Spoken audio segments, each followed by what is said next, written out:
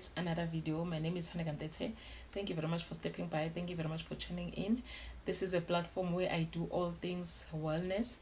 This is a parent-child support platform. This is a platform where I help parents to build strong and resilient relationships with their children. I am Hanegantete. I'm a professional social worker.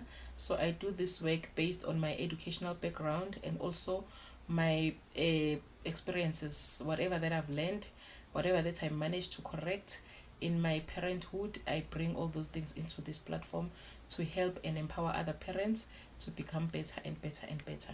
We know that there's nothing like a perfect parent, but we can just grow and learn step by step until we get better and better. Thank you very much, Royalties. Let's go straight to today's video. We are still on a topic of positive parenting tips focused on connection, encouragement, and guiding without shame. So the first topic was build connection first. The second one was communicate respectfully. The third one was guide behavior positively. And the fourth one, which is now, it's nurture emotional skills. It is very much important, Royalties, to nurture our children's emotions. We can have all the things, we can have all the money and do everything that we want to do for our children. They want this, you buy it. They want this, you buy it. They've got everything they want. But if their emotions are not taken care of, sooner or later it will show.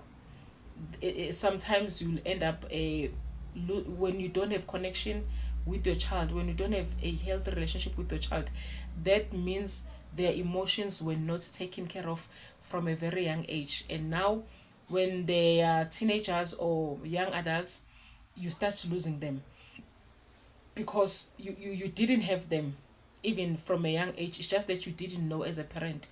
Having your child means you know them, you know how they react when they are angry, you know how they think when they are angry, you know how they celebrate achievements, you know your child from an emotional perspective.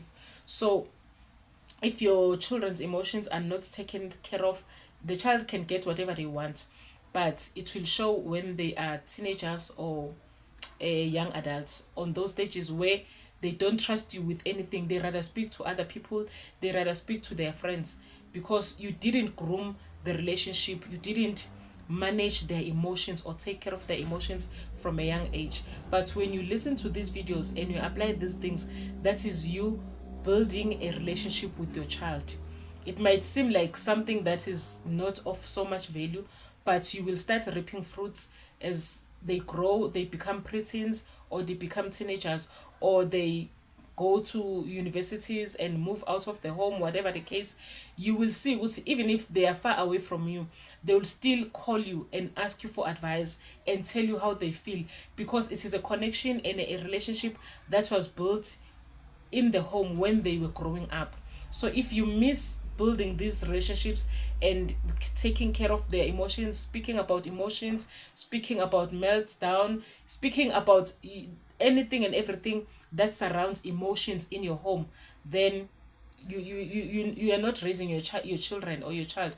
You are just keeping someone for as long as they are young, and when they grow up they will go out, and when they are out in the world they will forget about you.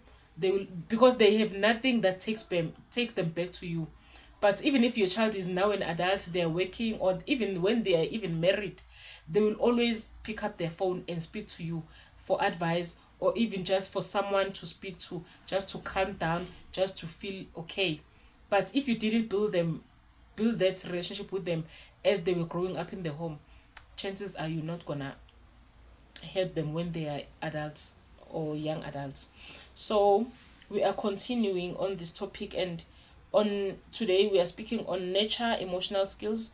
The first point, it's 3 points in total. The first one says name and allow feelings. The second one says model self-regulation, and the last one says repair ruptures. So on the first one, name and allow feelings, this is where you speak to your child about feelings. Your child must know all feelings are accepted, all feelings are normal and okay. But what you do because you are not feeling okay is not okay, is not right. So all feelings are okay, but all behaviors are not okay. It is okay that you are frustrated. It is normal. There's nothing wrong about you being frustrated. Whether you're frustrated in the home, between you and your siblings, or between you and your parent, or between you and your teachers and your schoolmates, whatever the case, when you felt frustrated or when you feel frustrated, it is okay. When you feel angry, it is okay, it is normal. Because if we don't speak about emotions with our children, sometimes when they feel something, they will not be free to speak to us about what they are feeling or what they are thinking when they are not okay. And you end up being called at school or in the community or neighborhood, your child has done something, and you can even start by even defending your child. Even if they call you, they say your child did this and this, you say no, there's no way, not my child. My child will never do that. My child will never do that. Until you go to school where they called you and you realize indeed your child did that. You know why? Because at home they don't have freedom of expression. Whenever maybe they try to express their emotions, you call them out, you shout at them, you make them to suppress their emotions. But when they are at school, they have freedom because they are playing with their mates, people of their age. They can express how they feel. If they are angry, they can beat the other child, or they can bully the other child. Whatever that they cannot do at home because they are scared of you, they are free to do it outside there. So if you do not speak to your child about the emotions, then you need to start speaking to them. And you do not need to wait, you don't need to wait for a time when they've done something wrong and say, and then now you sit them down and say, yeah, this is wrong, why would you do this, why would you do that? Make it a culture in your home. You speak about good behavior and wrong behavior, and you also have this culture of what's this, gifting a child something to groom good behavior, so that when you discipline bad behavior, they still know what, okay, I'm still in alignment, I'm still a normal child. Sometimes I do good and I got reimbursed for that, sometimes I do wrong and I got discipline. So you need to have conversations around feelings and emotions. So when you name and allow feelings, you tell your child, you can be angry, you can be frustrated, but you are not allowed to go up to this point just because you were angry or you are frustrated. You cannot beat other children. You cannot speak disrespectfully with adults or with other people. Yeah, just because when now you are angry. And the second one says model self-regulation. When we try to self-regulate, royalties, the things that we can teach our children, I also made a video previously based on that. You can teach your child to make a deep breaths. They breathe deeply, in and out, in and out, and until maybe they come to a point where they will feel okay.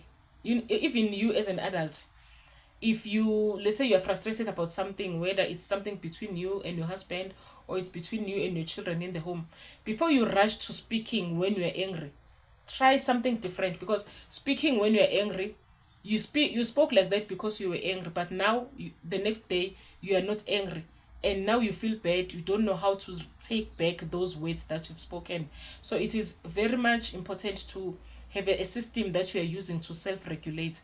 You self-regulate as a parent, you also teach your children. So this is what I usually do, and it helps me. You just take two deep breaths. That means you breathe twice, like, and the second one should be longer, and then you exhale, opening your mouth, you exhale. You can do that once or twice. You will feel different, and you will even feel, thank God I did not speak whilst I was angry. When you take those two deep breaths and exhale once and slowly, you are regulating your nervous system. You are calming yourself down.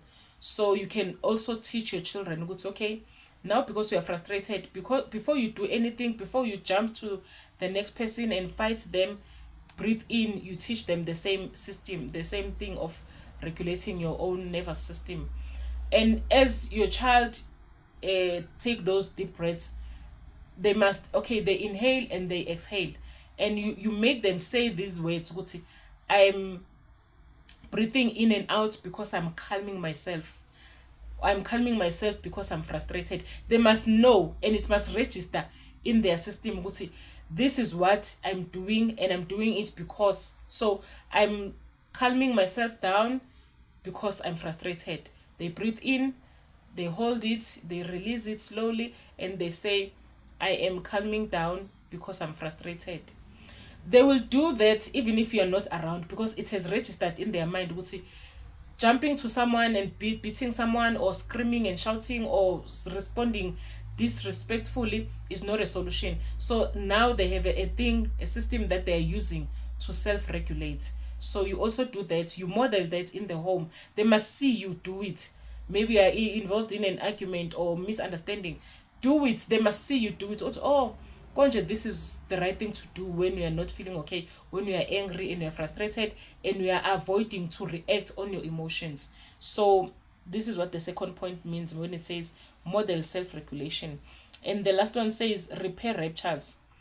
This means, as a parent, when you've done something wrong, be brave enough to correct it. Do not take it for granted. It's just a child. Even if I didn't apologize, it's just a child.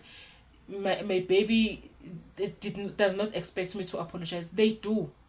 And more than the fact that they do, you're also teaching them when you've done something wrong, it is the right thing to go back and apologize. So let's say you spoke to your child the previous night, you were not okay, or they did something that was very wrong and you shouted at them, or sometimes you beat them, whatever you've done. Then you feel maybe the next morning, or even the same day, you feel, I feel bad, I was not supposed to speak like this, I was not supposed to do like this. Even if it's a child, they still deserve respect, and they have emotions like you know it's the difference is in age group. You are a mother, they are a child, she's a child or he's a child, but in terms of emotions, they feel the same emotion. When you are angry, they also feel angry. When you can be excited, they also can be excited. So we must not look at them because he's just a child, man. He's it's okay even if I don't apologize. Go apologize, ask for forgiveness. Number one, you're doing it for yourself. You are healing your own nervous system. When you've done something wrong, it is important to correct it, to take responsibility and accountability. Because as soon as you are done apologizing to that child, you feel some kind of relief. That means your nervous system has regulated. You have released negative energy, and you've instilled positive energy into your own system. The second benefit is your child will feel calm, your child will feel loved and accepted. It's not a factor we will not make mistakes or do things wrong to our children, but what do you do afterwards? Are you able to let your pride go and apologize? Go to your child and apologize. So it will help, it will regulate their system, and it will also make them feel accepted and loved and seen. Good, my mom sees me, my dad sees me. We must shy away from this thing.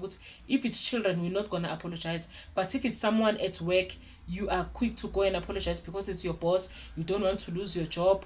No, same rule applies at work and at home. Apologize when you are wrong. Your child are learning something, and your child are healing from something. Royalties. So it is very much important.